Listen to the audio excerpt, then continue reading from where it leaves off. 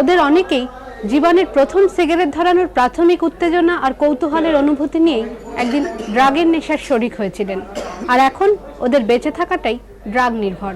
তবুও সমাজের মূল স্রোতে ফিরতে মাঝে মধ্যেই এরা আসেন বিভিন্ন ড্রাগ বিরোধী শিবিরে, কিন্তু ফিরে যাওয়া হয় কি? যে এই ক্যাম্পের মতন একটা রাইগুলাপাড়া ক্যাম্প হয়েছিল, ডিআরসিস এবং কি কেদার দা আমাকে ভালো করেছিল, অন্তত ভালো হয়ে গেছিল। আবার পাল্লায় পড়ে, বন্ধুদের পাল্লায় পড়ে সিগারেটের, জানতাম না তখন মদের নেশায় যে সিগারেটটা খা, সিগারেটটা খা, ওই সিগারেটের মধ্যে যে হিরোই না যে আমি এই না, মদের নেশায় খুব খাচ্ছি, 3 দিন 4 দিন দাদা অ্যাটাক করে নিয়েছে। এর আগে আমি দুবার ছেড়েছি, দুবার ছেড়ে একদিন ছিলাম 21 দিন হসপিটালে, 3 মাস দিল্লিতে। আবার ওখান থেকে দুর্গাপুজো কলকাতায় দেখতে এসে বন্ধুদের সাথে এক রাত্রি বেরিয়েছি অষ্টমীর দিনকে, ব্যাস আবার সেই অষ্টমীর দিন দিকে এই আজকের দিন অবধি খেলাম। কিভাবে জোগাড় করেন এরা নেশার পয়সা?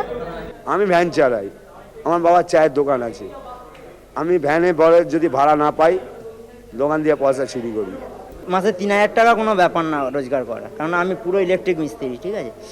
আর যার ঘরে 20 টাকার কাজ তার থেকে 40 টাকা চাই, এরকমভাবে পয়সা জোগাড় করি, আর কি করব। এরা মাদক জোগাড় করার জন্য কোথায় কোথায় যান? এখন টিকেপাড়ায় মাল বিক্রি হচ্ছে, তার নাম অশোক। যে বিক্রি করে মানে যে মালিক, সেটার নাম হচ্ছে অশোক। কাঠপোল, টিকেপাড়া কাঠপোলে বিক্রি হয়। আর এদিকে চেঙ্গেলে বিক্রি হতো, চেঙ্গেলে প্রায় ঘর ঘরেই বিক্রি হয়েছে। আনসারদার ঘরে 10 কিলো অন্তত মাল পাবে। পুলিশের হাতে ধরা পড়লেও অভাব হয় না নেশার বস্তু।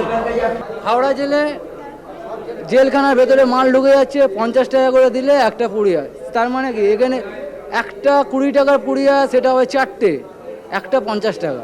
প্রেসিডেন্টি জেলে একটা ওয়ার্ড বলে আছে, ঠিক আছে, ওই ওয়ার্ডে পাওয়া যায়। এর আশেপাশেও 1-2 জায়গায় পাওয়া যায়, ওইটা আমি জানি না, কিন্তু প্রেসিডেন্টির নিজে জেলে বসে খেয়েছি। 17 নম্বরের পাশে একটু ভাঙা জায়গা আছে, ওখানে 3 জন মিলে খেয়েছি। একটা রাইটার, আমি আর একজন সুকুমার বলেছিল। এত কিছুর পরেও কিন্তু আশা ছাড়তে রাজি নন ড্রাগ বিরোধী শিবিরের উদ্যোক্তারা। ডিটক্সিফিকেশনে আর একটা ওষুধ ব্যবহার হয়, সেটা আমরা ন্যালট্রেক্সন বলি।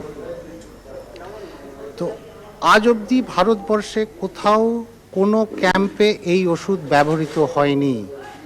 National institute of behavioural science আমাদের এই অর্গানাইজেশনে এই প্রথম মেডিকেল ব্যাংকের সহযোগিতায় এবং ইন্টাস ওষুধের কোম্পানির সহযোগিতায় আমরা এই ক্যাম্প করছি, যে আমাদের আজকের দিনে যে পেশেন্টরা রয়েছে এখানে তাদেরকে আমরা ওই ন্যালটিমাতে ট্রান্সফর্ম করব।